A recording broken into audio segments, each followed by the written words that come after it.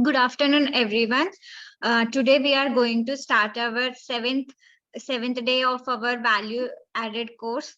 And today's plenary session was given by Dr. Parul Kare Singha, who is a forensic odontologist and oral and maxillofacial pathologist. She has completed her master's in forensic odontology from KU Leuven, Belgium, and MDS from India. She is certified from HardwardX and also from the WHO in infection prevention and control for novel coronavirus. Dr. Parul is currently working as assistant professor in the Department of Oral Pathology, School of Dental Sciences, Sharada University, Greater Noida. She has clinical experience of working as GP at Alpha Dental Clinic, and she also have experience in working in the University of Johong University in Shanghai, and she also acted as the visiting faculty in the SRM University Chennai. She is also adjacent faculty as forensic odontologist at Savita Dental College Chennai and Saraswati Dental College Lucknow. She has conducted workshops, published papers, and delivered many guest lectures on various topics of forensic odontology at both international and national conferences. To mention few, at the National Disaster Management Authority, Government of India, at Interpol Forensic Odontology, Sub-Working Group on DVA Conference, Singapore. Dr. Parul is principal investigator for WHO ITU Dental Focus Group on AI and oral health, dealing with AI in oral and maxillofacial odontology. She has presented her work in Berlin and Harvard. Okay, I'm privileged to welcome our distinguished speaker to talk. Ma'am, over to you.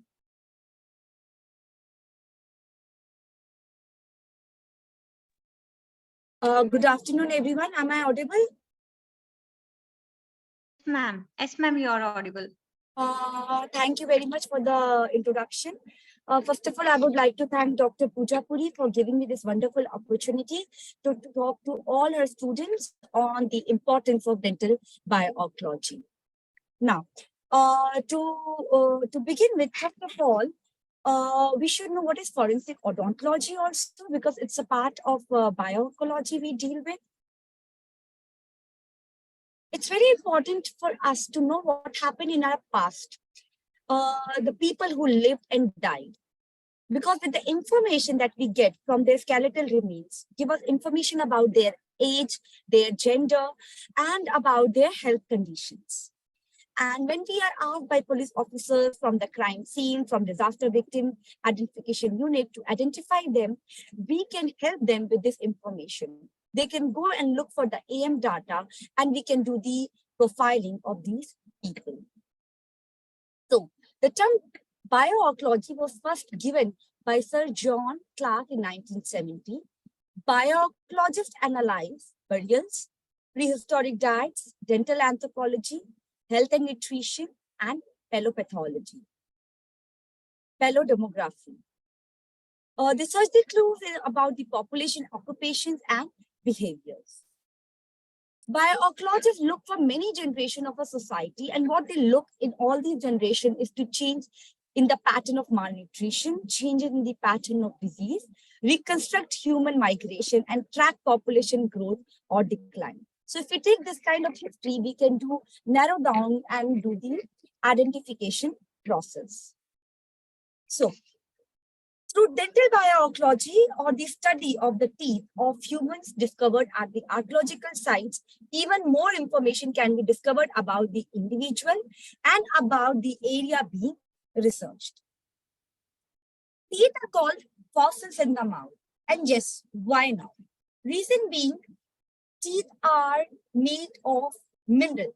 They are 98% mineralized form. And these are one of those parts in the human body that even retain after a high fire, when it could be any kind of mass disasters like train accident, fires, or air crashes, or volcano eruption, or bomb blast, or terrorist attack, where till 1100 degrees centigrade teeth are still okay to be used for the purpose of DNA, for the purpose of unique feature or identifications. When you don't have other parts of your body available, especially for fingerprints, you don't have fingerprints, or you don't have the bone fragments or the part from which you can actually take the DNA for analysis.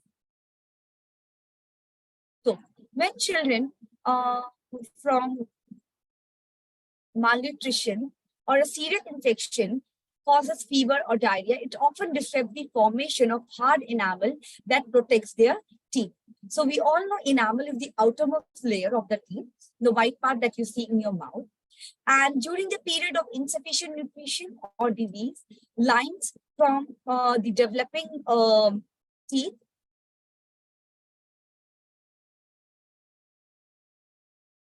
the size, the shape of those lines can indicate how long a person may have suffered from lack of food or from an infection. Because of these lines, which never go away, bio-oncologists and forensic odontologists can study the child health and can even know at what age this person died. So combining the scientific technique of dental bio-oncology with the investigative strategies of forensics helps to identify missing person remains and solve crimes. So there are three important questions that you need to ask when you get your samples for identification. First question, are the remains actually bone? Microscopic and microscopic study. Are the remains human? Appearance and DNA if available. Are the remains ancient or modern? Looking for clothing, historical remains, and teeth. And if human, then we proceed for the identification process. So, being a forensic odontologist, we deal with head and neck, and we are talking about dental bio-oncology. So, we'll be focusing on the skull, jaws, fragments of the tooth. So, utilizing the information that we obtain from teeth, skeletal and modern human population to resolve the anthropological problems and nature and function of the teeth, we can classify the different information that we can get from teeth through hereditary component. And what information it will give us the assessment of the population relationship, evolutionary dynamics. Based on the food that they chew, patterns of the tooth wear, and dental pathologies, all these will give us information indicating food eaten, dietary behavior, and food preparation techniques. Incidences and international modification of the teeth, that is, some things that have been modified on the teeth, knowingly or unknowingly, and what information they give us. They reflect the cultural behavior, because some things will be more specific to a particular culture and which not be for the other culture. So when you're doing identification in cases of mass disaster, where you know there is a mixed set of people present at the site, and it could be a disaster like earthquake in a touristic place where you expect some foreigners as well. So depending upon, like I'll show you a couple of pictures in the later part of the slide, that they have piercing, tattoo. Depending upon what kind of external factors we find in the oral cavity, we can relate it to. This form is highly canalized. So environmental perturbances and developmental defects can provide environmental stress on population. So this is a vast topic, and of course, it's not possible that we discuss in detail in 1 hour. So I have divided the whole topic in 3 parts. Firstly, I will explain the fundamentals of dental bio-oncology, why the teeth is so important, what information do we get from teeth.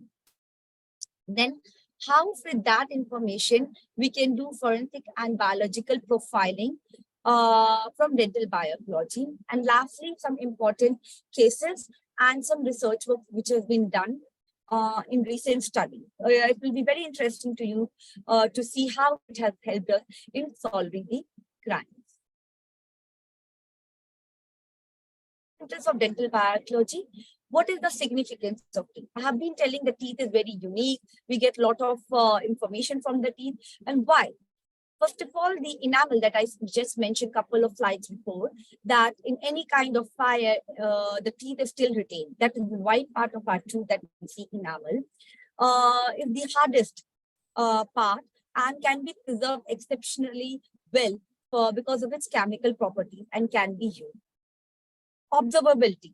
So it's easy to study teeth in both the form, either in the oral cavity, if you get the whole skull with the jaws, or even if you get few jaw fragments or loose tooth, you can use these teeth for age estimation, for sex determination, and for looking for unique features and matching. Variability. So because of the genetic developmental program, the teeth are critical in food getting and food processing behavior. So the development and it is different, and that is the one of the reason variability happens. And environmental and behavior factors, like when you chew your food, mastication, what kind of food you're chewing, hard food, soft food, food with lot of sugar, carbohydrates, everything will affect your teeth. So on that basis, we can differentiate the teeth and help in identification. Now there's something called dental phonetics and phylogeny, teeth size, crown and root morphology, and dental morphology. So there is a particular way in which we measure the teeth, longitudinally, horizontally. And what do we see? After this measurement, we say that normally it has been found in literature that the male teeth are bigger than the female teeth. This dimorphism is most pronounced in the canine dimensions. So these are the different studies which have been done all over the world, in Asian countries, in African countries, in Malaysia. And you can see the arrows showing up and down that are the indices of different tooth, premolar, molar, which tooth are bigger, which teeth are smaller in different population. So in Australians, in East Asia, in Southeast Asia. So these two charts show that how in different races, different population, teeth size vary. And it is again important when we are talking about mass disaster with mixed population.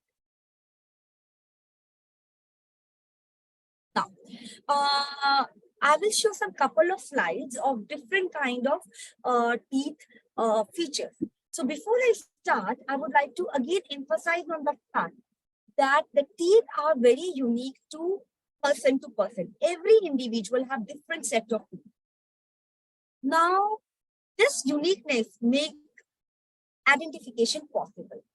I will show you the photographs and I'll go quickly read out what are they called scientifically and in which population they are different. You will find it very interesting that there are so many different variations, and they are particularly more common in, some are more common in African, some are common in European, some are common in Asians or people from Canada and from Southeast Asia.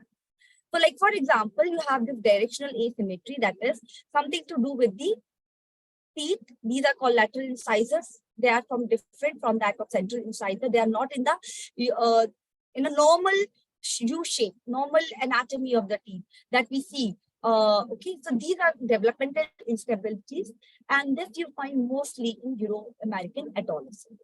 Then there's something called fluctuating asymmetry. So environmental disruption here, you can see, and this you can see in Lingua Indians and South American children. Now you see here, this is a small teeth in between. These are called mesiodents. They are also one kind of supranumary teeth. Supranumary teeth are the teeth which are extra than your normal number of teeth. So normally we have 32 teeth. Some people don't have third molars, but this is something extra, a small teeth, which you see more in the modern population. Then there's something called fused teeth. That is, the two teeth are fused together. This is a genetic variation that you can see, and it is rare. Then you see an extra cusp of Keriperi on the maxillary molars, which is the fifth cusp. Normally, it is not seen, but it is more frequently seen in Caucasian population. Now, these are something called ridges and tubercles in the inner aspect of your upper teeth. This is called lingual part of the teeth. And this you see more in African. There's something called shoveling. Slight shoveling in the upper pictures, if you can see my arrow moving, is seen in Europeans. And there is pronounced shoveling that you can see with the black arrows here, which is also called double shoveling, is seen in the North Asian and Native American. So basically, these are the features you have to very carefully look for to differentiate the races and identification.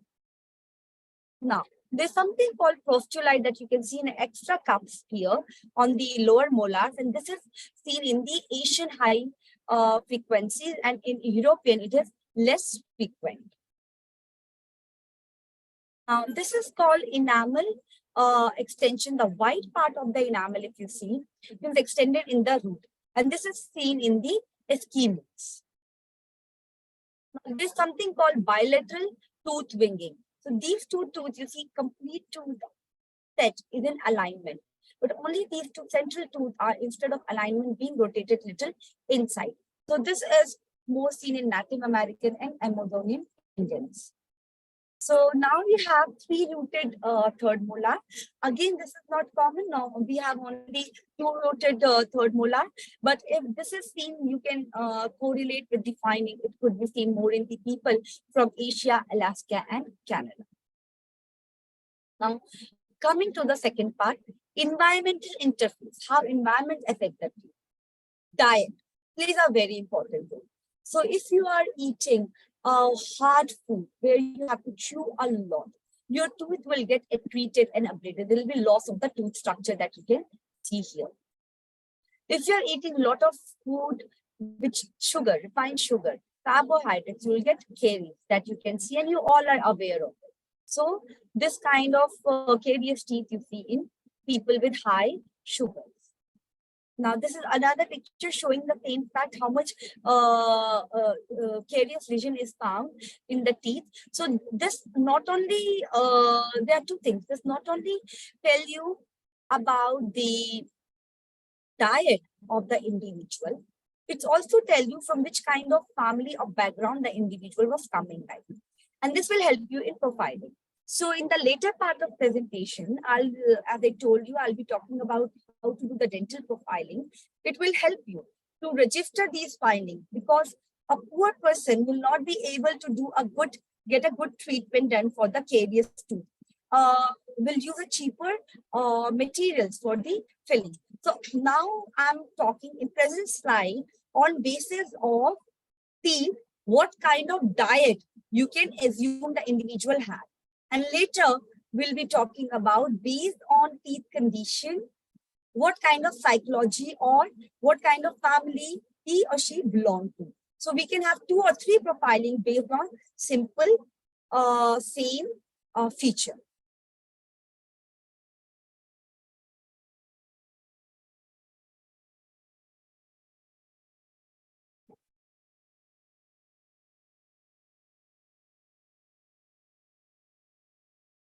Now, if you see discoloration of the teeth, which is seen through Beetleland staining.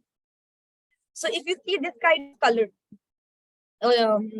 of the teeth, then you get the jaw fragments and the tooth, and then you can relate that the person must be habituated of eating betel nut, areca nut from ears. When you eat from ears, your teeth get this kind of stain. Then people who are eating tobacco, gutka, pan masala from ears, they will get brownish discoloration in their lower teeth, especially in their lingual part. So then you can make a profiling that these people must be having this habit and eating from ears. If you find teeth or jaws with yellowish discoloration, then you can say that this person must be belonging to an area where there was a lot of fluoride content in the water. Because this happens when you have a lot of fluoride in the water, yellowish discoloration comes in your teeth. So you can make a profiling when you have a set of people that they might be coming from a region or city where there is more of fluoride content. Coming to the implemental behavior. Now, looking at the teeth, we can also tell with the features what kind of job he or she might be doing. So there are occupations like dressmakers, shoemakers, carpenter, butchers, and musicians, who have, not like all, but a couple of them do have this habit of keeping anything sharp, needles, anything sharp, pencil, pen in their mouth, especially in their front teeth. You will see carpenters and all, either in the teeth or in the ear. So if you do this habitually for a long time, there will be loss of this tooth structure. This notch formation is found. So you can actually say that might be this person working in such kind of job. If you see this kind of loss of tooth structure, you can say maybe this person is working with leather, softening wood, making glass baskets, broderies, and potteries. Now, these are the pictures of some, in the past, people used to chew with their mouth, like making some baskets or leather work, and how the teeth used to get loss of the teeth structure. You can see this called ablation, loss of tooth structure in a specific manner. Now, natural behavior.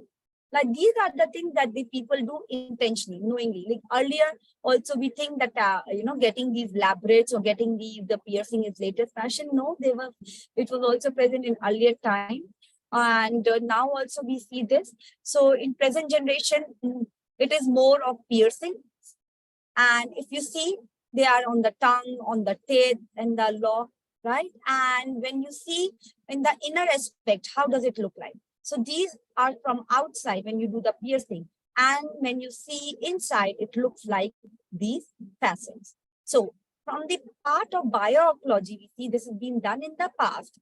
It has been studied by the researcher. When you do such kind of piercing, this is the loss of tooth structure that we see. And now we see in our present generation also. So if you are at the crime scene, or if you get the for disaster victim identification, and if you see inside tooth structure is being lost in a particular manner, you can always say that there must be some piercing in the oral cavity. Similarly, these are the different piercing, different kind of painting structure specifically done in the teeth in the earlier time. Coming to environmental stress. Now you look here, these stains are different from what I showed earlier. Earlier was more of yellow and fluoride stain. These are more like lines that you can see here, linear lines that you can see very well here, and horizontal lines here, pronounced lines. And these are something to do with your disease, which is called micro defects of enamel hypoplasia. So if you get something particularly like this, we can relate that the person must be suffering from the disease. Similarly, if you find these kind of dots and lines, these are called linear enamel hypoplasia, foramen semen hypoplasia. These are the scientific terms. We as an oral pathologist forensic odontologist can relate it, can find it out. And we can say that this person must be having the deficiency of nutrition and disease morbidity. And bands, again, you can see this kind of bands here. You can see one or two I have marked on the sides arrows, typical, which are seen mostly in people who have growth disturbance. So in individual in which they frequently have low average age at death, suggesting it is reflected due to psychological stress. So again, you can relate with the fact that person must be having some psychological stress. That is why these bands can be seen in the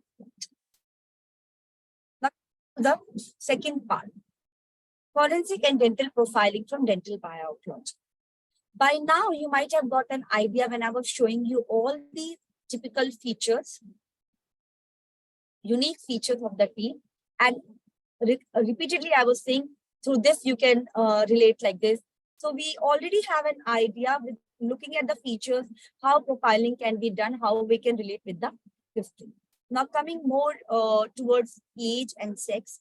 So you all being forensic science students, you all know there are different ways forensic medicine doctors assess the age, right? And they are, we are not going into that part. And what we'll be focusing will be from teeth.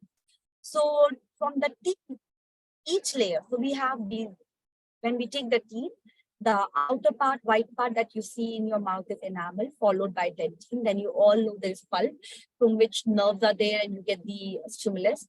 And the lower part in the root is membrane.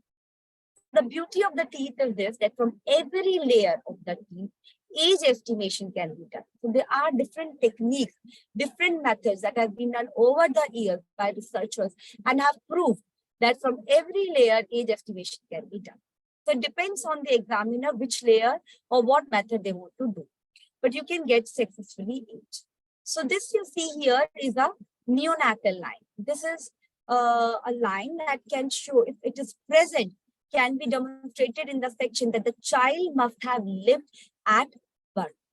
And why is it important? Because in India still we have a scenario, specifically in north of India and upper part, where they want a boy child, they don't want a girl child. They will probably say, they will kill the girl fetus in womb or immediately after birth and say the child was born then. But if you want to do the investigation and if you look at these lines, we can actually say whether the child was born alive or dead. Now, you have something called stria of Regius again in enamel, outer part. And if you count the prism cross striations that you can see here, the brown stria of Regius used directly to build chronologies of tooth crown formation and if teeth were still forming at the time of death to estimate the age. So we can know the age at the time of death if we count. Then if we talk about the root part, if we take the teeth and we make the histological sections. Histological sections are the section that we cut the teeth and we make the slide we see in the microscope. And if you see this kind of translucence in the black coloration that you can see, it increases with it. You see with the arrows from 21 to 30 years, from 31 to 40 years, you see the translucency is increasing from 41 to 50 years, from 51 to 60 years, and from 61 to 70. So that means with the age, it is increasing, and with the tooth, even single tooth, we have the parameters to see under which age category it would be coming. And we always give age estimation in plus or minus standard deviation. Now, the cementum part that I showed you, from there also age estimation can be done. So you have this tree bark, if you would have seen. If you cut the tree bark and if you see these lines, concrete lines. So if you count that lines in cementum, it is said that if you count these lines, so every 2 lines makes 1 year. So there's a method of doing this. So when we do this, we can give the approximate age of the individual by counting the 2 concentric lines.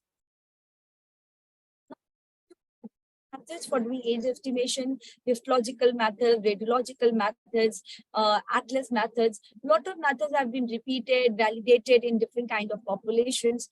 And we do the age estimation depending upon what kind of tooth and we have. Now coming to assessment of age based on skull. So we know as the skull in size increases, the sutures development and the sutures get complete finishing by age of 30 years. So all this is being done by the forensic medicine expert for the estimation of age. Now, I will deal with the part more of forensic odontology aspect and bioclogist. Like for us to simply make you understand what we will look at this skull would be that the skull size is bigger of this 4-year-old kid than the jaw size. So there is change that happens gradually when slowly the skull size becomes smaller and the teeth size or the jaw size becomes equal or bigger. Now coming to the assessment of gender. Yes, so we all know from teeth, sex can also be determined. So sex is the characteristic of being male or female and is commonly used for categorical assessment of animals, including humans and children. Now it becomes important because it helps in identification. The general difference between the male and the female skulls are generally the male skulls are bigger. They have large bow ridge, sloping forehead, developed ridge where neck muscles is attached, mastoid process, acute angle and square chin. Then the female skull, they have sharp upper margins, smaller bow ridge and more vertical head, neck muscle attachment, less pronounced mastoid process, and more pointed chin, wider angle of jaw. Now, to the detail of this, because as forensic science students, you might have also studied how to differentiate the gender with all those skull sizes, orbits, forehead, zygomatic arch, Gonian angle. These are larger or more obtuse or prominent in your male, and they are more parabola shaped or less pronounced and smaller in your female. So keeping that tables, we have those category charts where we mention what all have to be seen and recorded. Coming to the tooth, based on tooth, we have visual and chemical methods, microscopic methods, and advanced. So in visual method, tooth size, root length and crown diameter, using canine dimorphism, tooth morphology and sexing, and dental index. Lastly, odontometric difference. Then through microscopic methods, we have bar bodies. And through advanced methods, we have PCR and enamel protein. Now, in dentistry, we say that the canines that we have play an important role in sexual identification, because see, we know in the males they are bigger than the females. That is one thing. Plus, the root of these canines are also one of the biggest root which can help when the teeth are still intact in the jaw. It still helps you, in the identification process. So if it is more than 90 centimeter, it's mostly male tooth. And if the mesodial distal diameter is more than 7 mm, we say it's a male tooth. Now, coming to the other features that we see in different races.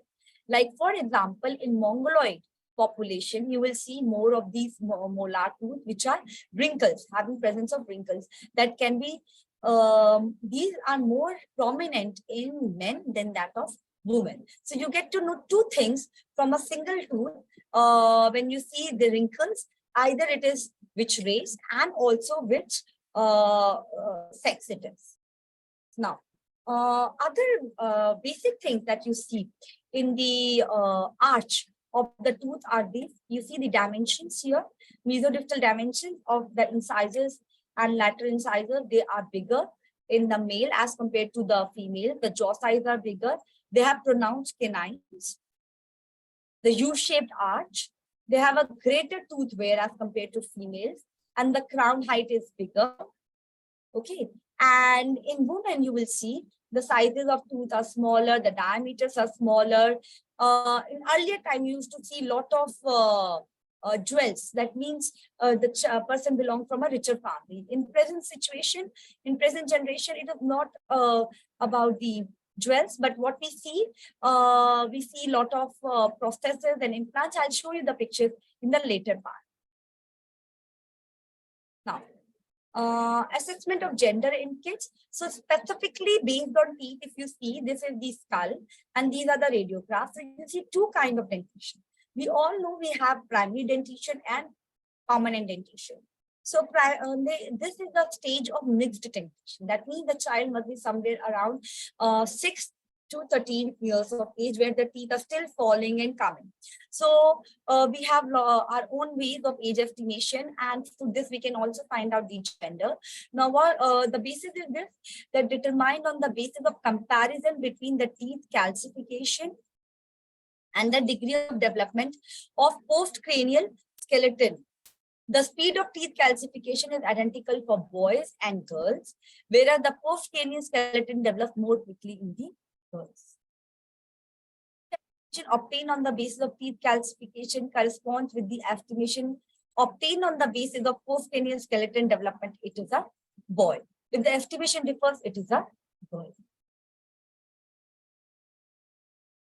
Now, this is the skull of a small child, and the traits that have been shown here are the typical mixed dentition traits, where the skull size is bigger, the jaw size is still smaller.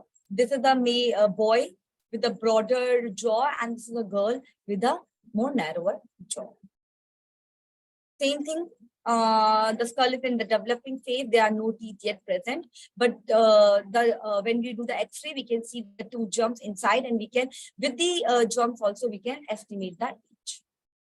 Now, race I have already mentioned the feature. Just to gross overview, that the Mongoloid population will have everything like broader, wide eye, cheekbones wider, concave incisors. Negroes will have like African descent and West Indian will have prominent ridges, wider nasal opening, and Caucasians will have narrow features.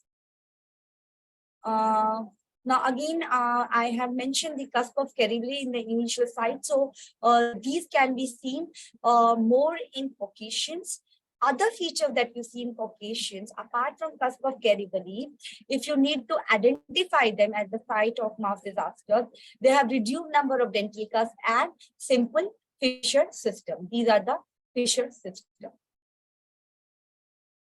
The other feature that Asians will have, apart from the shovel incisors, will be the fissure system of the tooth is very complex, and there is no reduction in the number of dental casts. So there are a couple of features that we have to take together and make a record. Now, this kind of complex Y-shaped feature system you see in the people of black races normally, and it is called a complex occlusal system. Evaluation of socio-economical status. So, if you have this site of teeth where you have a lot of caries, as I mentioned in the beginning, you can evaluate two things. First of all, the person is eating a lot of food with sugar and carbohydrates, not keeping a good oral hygiene. And why someone is not keeping a good oral hygiene? Because someone is not educated, coming from a family, cannot afford it, don't have money. So you can narrow down that maybe from the narrow economical status. The fillings, if you see, would not be a good filling. They'll be very cheap filling. There'll be loss of teeth, not getting the treatments done. And the replacement would be very cheaper replacement. So all these things can say that the child come from the person come from a low economic status. You will also see that there will be, exposure of the root, which is unlikely to happen in a normal person who's taking care of the oral hygiene. Now, someone coming from a higher status, apart from the ornaments that I said in the earlier time, now it is more of aesthetically pleasant smile. Why? Because people are going for orthodontic treatment. So if you see such kind of disaster happening where you get these skulls and remains with orthodontic wire, there is a way to find out the identification, with the AM data, where you go back and check and look for the the dentists who have done the treatment and what kind of, based on the wire, what kind of treatment was done, we can find out from which, with the help of police, they can actually narrow down on how many of them at this age category recently got this kind of treatment. And then at profiling, we can also tell you that this person might be coming from a higher income status because he or she can afford the treatment. Gold fillings, implants, again, implants are very expensive. Not everyone would take the treatment. So someone, if you see with implants, will help in identification because these are very particular in individuals. And the implants also have some numbers which can help in identification. Personal habits, how dental profiling can be done. On the basis of, if you see some loss of tooth structure, you can say what kind of person he was, left-handed or right. Like, for example, I'll show you the picture. If you find, this is the habit related picture. If you find discoloration of tooth and if you find calculus in your tooth or plaque in your tooth, you can say that this person might not be having a good oral hygiene habit, having a smoking habit, and profiling can be done like that. And if you see this kind of particular loss of tooth structure, that means this person must be keeping the pipe, smoker's pipe, continuously for years in their right side if it is right-handed person, or left side if it is left-handed person. So that way you can do profiling which handed person it is.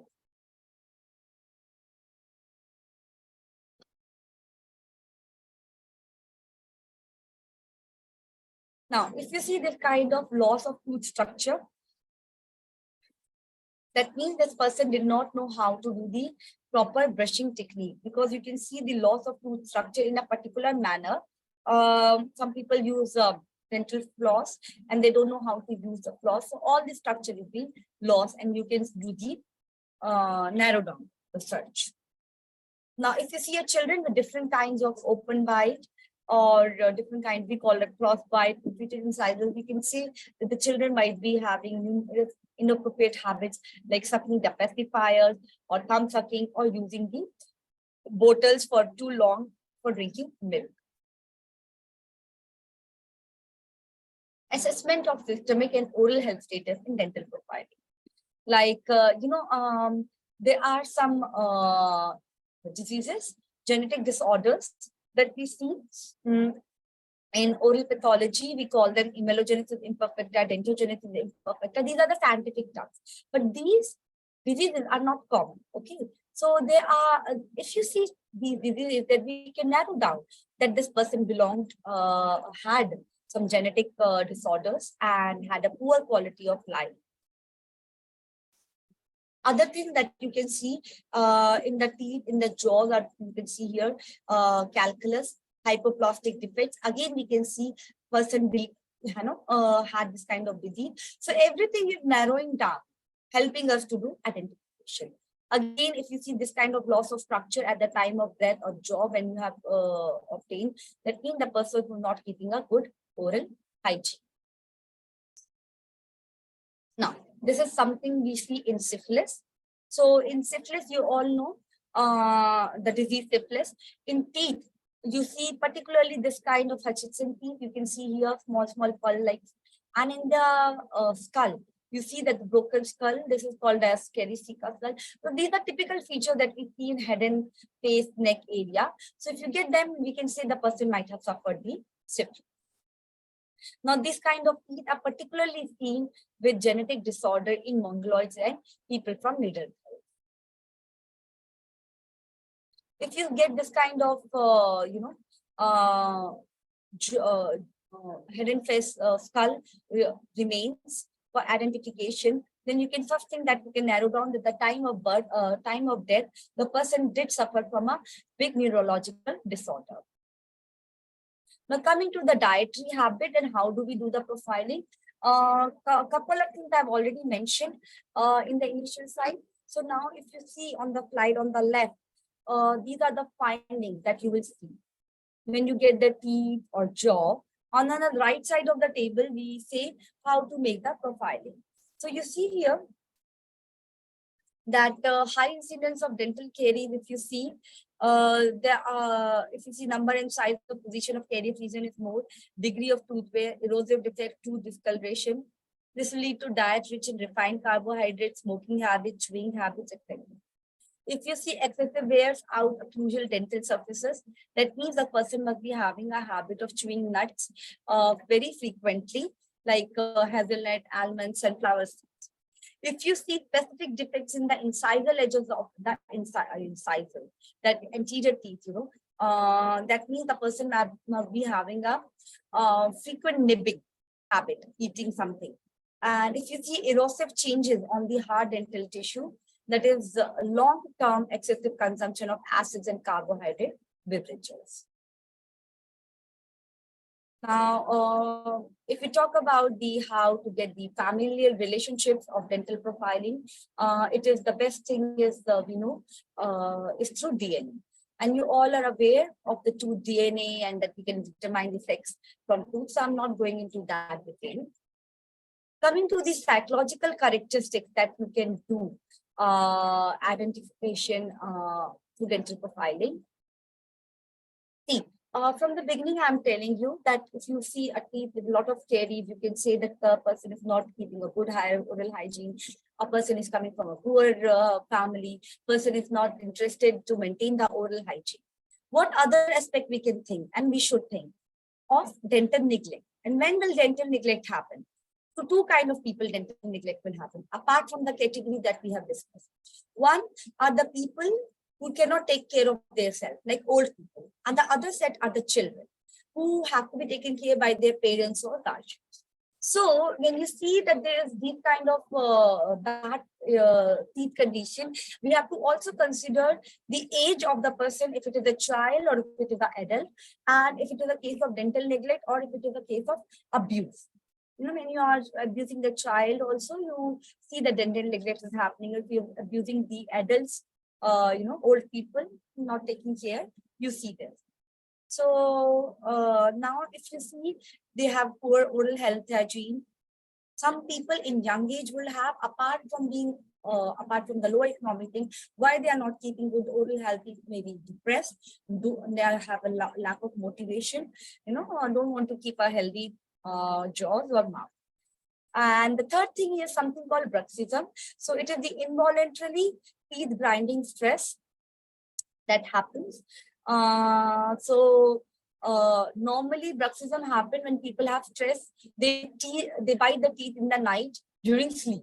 So again, this is something not normal, right? And if you see such kind of loss of tooth structure, we can relate the fact that the person must be having some kind of stress and habit of grinding teeth in the night for years, and that is why there is this loss of tooth structure. Now, to the latest research that has been done in the dental bio-oncology.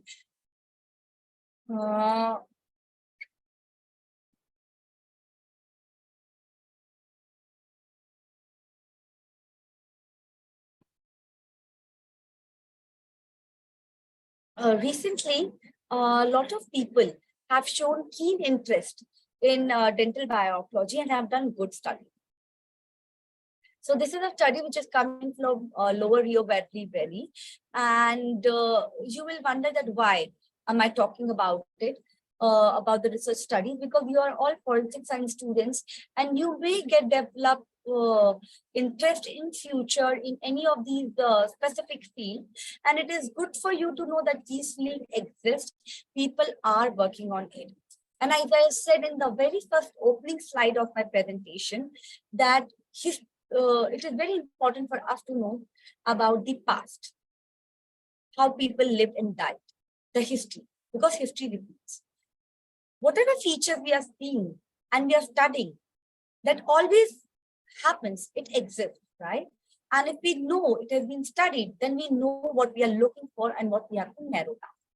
Now, with the earlier slides, I showed you about syphilis. If you remember, I showed you the photograph of the teeth and the skull. So now you know, when you see this feature, that it is related to the disease of syphilis. So when these people studied the population, they found the typical features, and they said that this complete population which they studied died because of this syphilis in their body. I mean, they suffered from syphilis and they could actually identify syphilis in their teeth. Okay. Now, the next study was done on dental erosion. Now, dental erosion is also, I showed attrition, abrasion, some of the slides with the tooth structure was lost. Erosion is also loss of the tooth structure. Sometimes if you take a lot of acidic drinks and all. And they studied and they found that there were a set of people with having specifically dental cupping, that is loss of tooth structure in a specific manner, and they studied it under a special microscope, and they found that this was exclusively in a small set of population of this city that they studied. And the reason and the result that they published, they concluded that if you find dental cupping, if you find erosion, these are the typical features that you have to look, and it is very easy for doing identification. Now, this is a done in Japan in 2018, And it is a very unique study because they studied the dental caries in the ante-mortem data and linear enamel hypoplasia. All these pictures I have already shown you earlier. So you can actually understand and relate to the fact that from their study, they found that the females in that population died more because of these diseases. They had more of carcinogenic food and sexual diseases, and it was said that it was easy to identify them because of the specific features. Now, you might all have heard about calculus in the mouth. It's something very common layman term that is being used, and specifically when you go to dentist, he or she might say that you have a lot of calculus or plaque in your mouth and we should remove it. So what is this calculus? This brown part that you see here, calcified part, in your mouth also, if you see elderly people or poor people who don't do brush for ears properly, don't take care, just get stuck there. So earlier, this calculus was not taken into any consideration and was not an important aspect at all. But latestly, it is being considered one of the important study material because it gives a biomolecular analysis and it retains, nothing changes. Even in any kind of situation, until unless it's like your tooth jaw is been totally burned and totally, after 111 degrees centigrade, you don't have. But still, then if you have, it is retained, it can be used. Now, coming to the last part of the presentation, I will show you some interesting cases, and it will be nice if you can actually, those people who I see now, 153 people are here who have joined the class. When I started, it was around 80 or 90 people. So those who are here from the beginning and so from the first slide and who could follow the lecture should try to see that which case is solved in which way. It will be very interesting.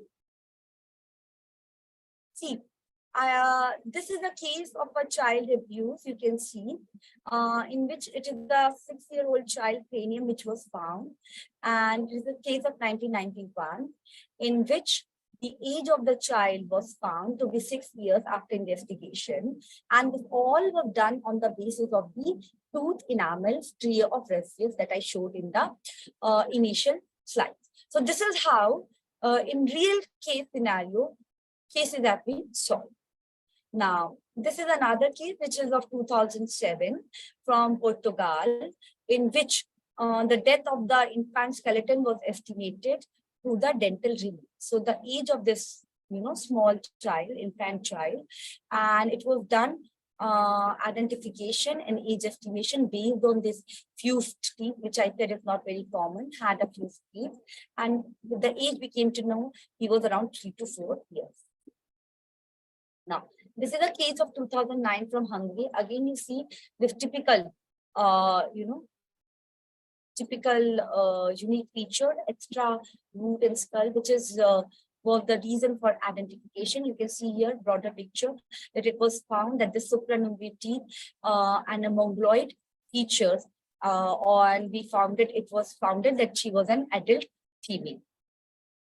Now, this is a case of 2010.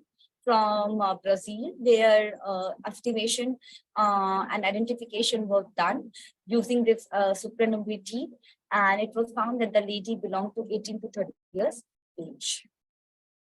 Now, this case, you see, they are, this projection that you can see, cases of child abuse, you can see these things. So it is like, this case was reported and they found the teeth are also untreated, lot of caries. So they could relate in profiling that this is a case of child abuse. And this case comes from 2011 from South Africa. Now, this is a cold case which was reported after 37 years, but solved in 2012. It has been published. So this is a case where the age estimation was done of a young woman who died 37 years old, but was estimated age through the cementum lines that I showed you. And this is the case of 2015, where the identification was positively done based on the smile photograph. Nowadays, we all know it's very common to take photographs of everything, put it on the Instagram, selfies, Facebooks, and this is, if we do the correct analysis, to some extent, it is good to identify them with these. And this is the last case I would like to show, recently solved by a forensic odontologist from America, California in 2021. This was the case of a man who was, found, dead body was found after 14 years of his disappearance, and very well, and there was absolutely no evidence, but very well identified and by the forensic odontologist. So to conclude with, the identification of dental remains of the primary importance when the diseased person is skeletonized, decomposed, burnt, and disseminated. The principal advantage of the dental evidence is that, like other hard tissues, it is often preserved after death. The fundamental principle of dental identification are those of comparison of exclusion. Each person has their own dental profile, which makes them unique, inimitable. Making a dental profile has great practical value in process of determination for identity. So collectively, wide range of various disciplines can work to obtain answers to questions in the context of law. And the last sentence is, I prefer to conclude with this, that we all experts of our domain, forensic medicine, forensic odontologists, forensic science students, and of course, with the help of police, we have to work not only hard, but together to help the people, to give them the justice, the victims, and punish the suspects. So I hope I'm very well on the time allotted to me, 1 hour. Thank you.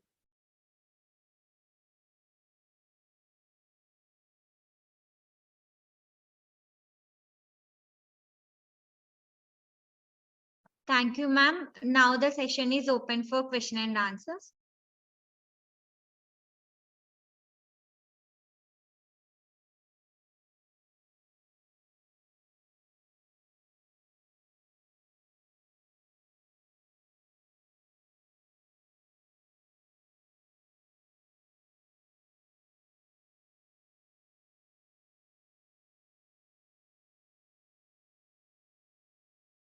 Have any questions, you can ask me. Or if you want to ask something later, if you refer, you can have my email address from the chat box, or you can contact me, your Dr. Pooja. She can also, I can drop my email address here. Okay, ma'am.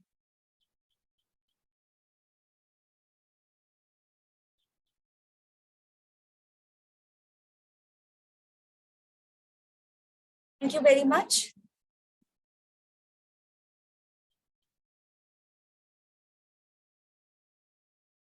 Sir, should wait, one question. Yeah. Yes.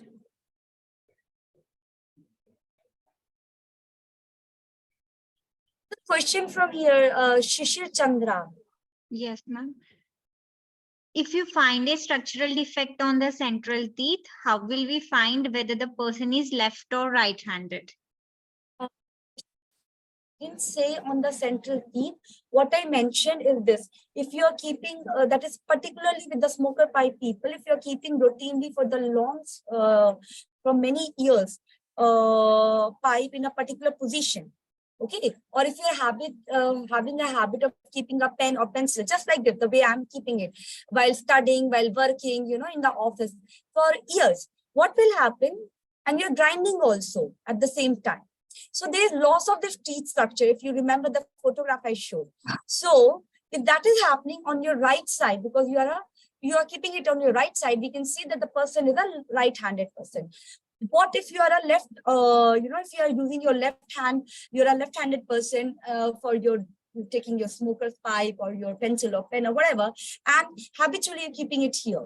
So it is something which has been discussed, and cases have been put forward, literature published, that it says that you can at least differentiate it as a right-handed or left-handed person.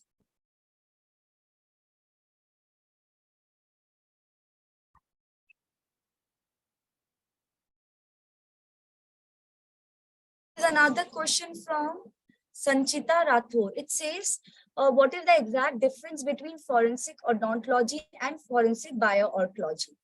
I mean, would forensic bioarchaeology come under the field of forensic odontology or forensic anthropology? Okay, so actually, the three of them have their own specialty. Okay, bioarchaeology itself is a separate branch, anthropology separate branch, and archaeology separate branch. Now, what is happening here when we talk about forensic odontology? To know certain things that we are studying in present scenario, okay, we look what has been done in the past. So we also read forensic anthropology to understand that. We also read forensic bioarchaeology to understand that. So I wouldn't say that forensic bioarchaeology is coming under us or we are working under them. No, we all are different branches working together.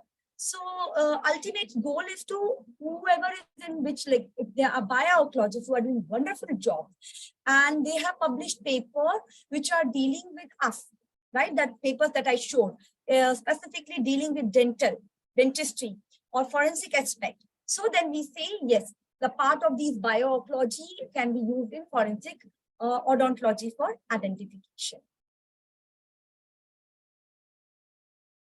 Okay. Thank you, ma'am. On behalf of MIT Institute of Forensic Science, on my own behalf and on behalf of all the faculties of MIT University in Forensic Science, I express my deep sense of gratitude and respect to Dr. Parul Khare ma'am for an excellent and erudite presentation. And she's really an expert in this field. She has proved today. And she has also given us a lot of opportunity for future research areas. Thank you so much, ma'am. We are really grateful to you. Thank you, sir, for your nice feedback. It was my pleasure to be here with you all. And I see a very good number of students participating. That is very wonderful, successful conference, I would say, your sessions. Very nice. Congratulations, sir. Thank you, ma'am. Thank you.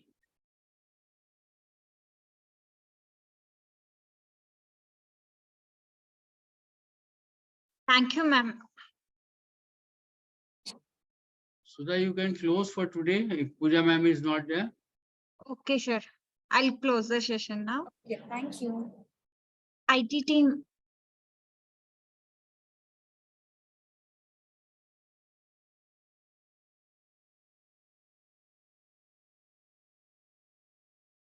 Pooja ma'am would like to say anything? Pooja ma'am, you can unmute yourself now. Pooja ma'am, you want to add something or Sir, I just wanted to thank Dr. Parul for taking out the time from her busy schedule and present a wonderful talk on bioarchaeology for our student. I hope this session will open more areas of research our students will be able to do as their projects in the coming future.